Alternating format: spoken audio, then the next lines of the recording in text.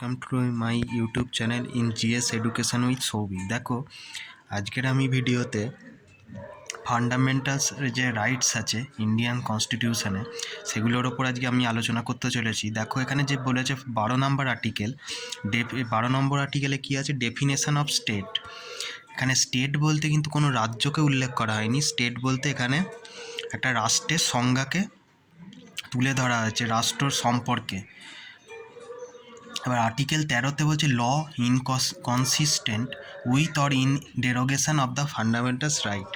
তার মানে ফান্ডামেন্টালস রাইটের ওপর আইন তৈরি করা এবং সেটাকে অবহিত করা, সেটা হচ্ছে ফান্ডামেন্টালস রাইটের 13 নম্বর আর্টিকেলে বলা আছে। 14 নম্বর আর্টিকেলে কি বলেছে দেখো, ইকুয়ালিটি বিফোর ল, আইন সবার জন্য সমান হওয়া উচিত এবং আইনের ঊর্ধ্বে কেউ নয়।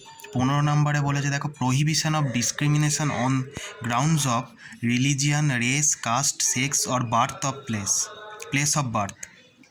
তার মানে কাউকে বা কোনো গোষ্ঠীকে কাস্ট বা লিঙ্গ বা জন্মগতভাবে কোনোভাবে তার সঙ্গে ডিসক্রিমিনেশন বা বৈষম্য তার করা যাবে না, সেইটাই বলা হয়েছে। মানে সবার ক্ষেত্রেই সমান সংবিধান প্রযোজ্য।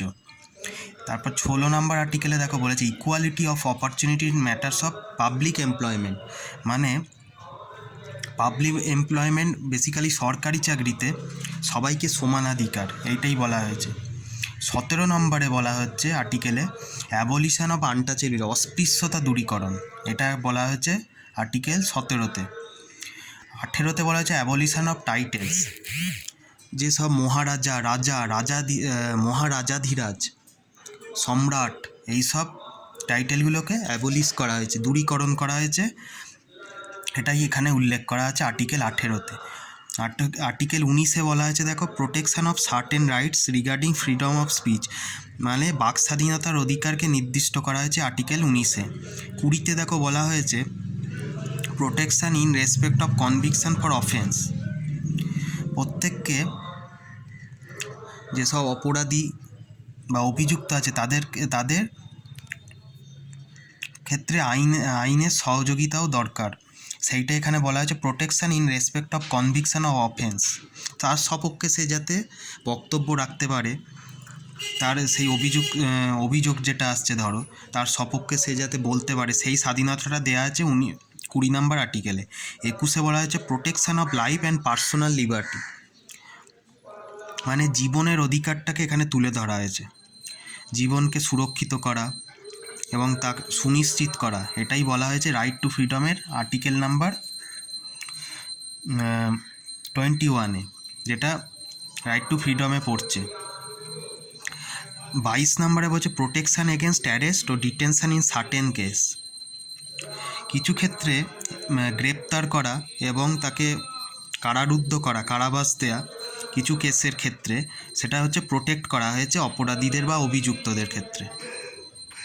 22 নম্বর আর্টিকেলে বলে, নাহলে তো সবাইকেই জেলে ঢোকানো হবে, যাকে পারবে একটা ফলস কেসে ফাঁসিয়ে জেলে ঢোকানো হবে, সেইটাই বলা হয়েছে কিছু কেসের ক্ষেত্রে যে অ্যারেস্ট আর ডিটেনশন থেকে প্রোটেক্ট করা হয়েছে।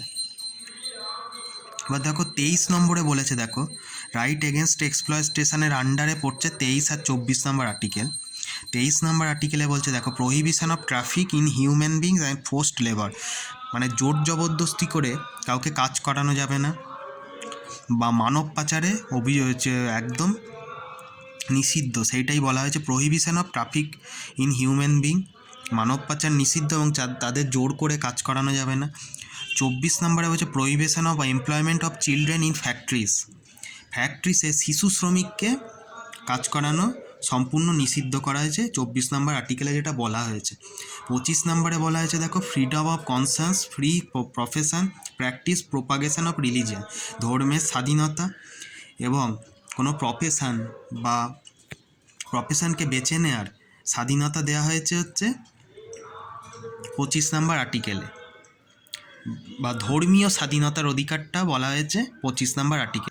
দেখো 26 নম্বর আর্টিকেলে বলা হয়েছে freedom to manage religious affairs, religious যে অ্যাফেয়ার্সগুলো আছে, যে ধর্মীয় পালনের যে অধিকারের মধ্যে পড়ে যেগুলো, সেগুলো যাতে সব ধর্মের লোকরা পালন করতে পারে স্বাধীনভাবে, সেটাই বলা আছে 26 নম্বরে। 27 নম্বরে বলেছে দেখো, freedom as to payment of taxes for promotion of any particular religion. কোনো নির্দিষ্ট ধর্মকে তুমি ট্যাক্স পে করতে পারো প্রমোশনের জন্য, এটা স্বাধীনতা দেওয়া হয়েছে আর্টিকেল 27-এ। 28-এ হচ্ছে দেখো বলেছে, freedom as to attendance at religious instruction or religious worship in certain educational institution. দেখো এখানে বলা হয়েছে কিছু এডুকেশন যেসব ইনস্টিটিউট আছে এখানে ধর্মীয় পালন করা যেতে পারে, তার স্বাধীনতা দেওয়া হয়েছে, সেটাই বলা আছে 28-এ। বলেছে freedom as to attendance at religious instruction, ধর্মীয় পালন এবং ধর্মীয় পালনকে মেনে চলা ঠিকভাবে, এটা কিছু ইনস্টিটিউশন করতে পারে, সেটা স্বাধীনতা দেওয়া আছে 28 নম্বর আর্টিকেলে। আর 29 নম্বর আর্টিকেলে দেখো বলছে, protection of interest of minorities, মানে সংখ্যালঘুদের ইন্টারেস্টকে সুরক্ষিত করা। 30 নম্বর বলছে, right of minorities to establish administer educational institutes, মানে সংখ্যালঘুদের এডুকেশান যে ইনস্টিটিউটগুলো আছে, যা শিক্ষা ব্যবস্থার স্তম্ভ বলা হয় যেগুলোকে, সেগুলোতে বিভিন্ন পদে প্রতিষ্ঠিত করা এবং তার শাসন করা, সেই সব পদমর্যাদায় বসানো, এখানে রাইট দেওয়া হয়েছে কাদের? মাইনরিটিসদের, সব এডুকেশান ইনস্টিটিউটগুলোতে বসার জন্য। এটা উল্লেখ করা আছে আর্টিকেল নাম্বার 30-তে। আর 31 বলা হচ্ছে দেখো, রাইট টু প্রপার্টি, যেটা রিপিল্ড করা হয়েছে, সরিয়ে দেওয়া হয়েছে মূল সংবিধান থেকে, সেটা বলছে কম্পালসারি অ্যাকুইজিশন অফ প্রপার্টি, মানে প্রপার্টির হচ্ছে অধিগ্রহণ হচ্ছে কম্পালসারি, এটা বলা আছে এখানে, যেটা সরিয়ে দেওয়া হয়েছে। তাই আমি আজকে 31 পর্যন্তই আলোচনা করলাম। দেখো 31-এর ABCD আছে এবং 32 কনস্টিটিউশন যে রেমিডিসগুলো আছে সেগুলো নিয়ে আমি নেক্সট ভিডিও আলোচনা করতে চেয়েছি, তাহলে ভিডিওটি অনেক লেন্দি হয়ে যাবে। তো ভিডিওটি যদি ভালো লেগে থাকে অতি অবশ্যই চ্যানেলটি সাবস্ক্রাইব করো, আর বন্ধুদের সঙ্গে শেয়ার করতে ভুলো না, আর অতি অবশ্যই একটা লাইক দিয়ে দিও। গুড বাই, নেক্সট ভিডিওয় দেখা হচ্ছে।